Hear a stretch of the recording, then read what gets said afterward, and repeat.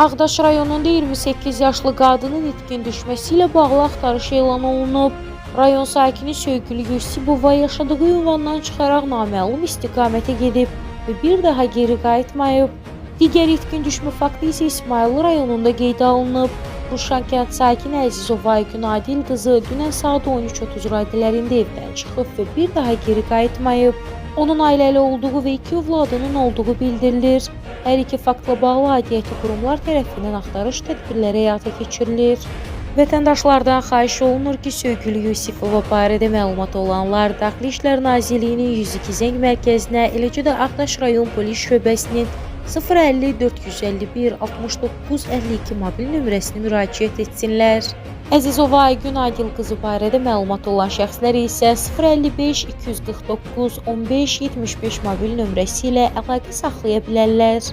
Dəyanət Kərimov, Zəhra Kələndərova, Kanal 21.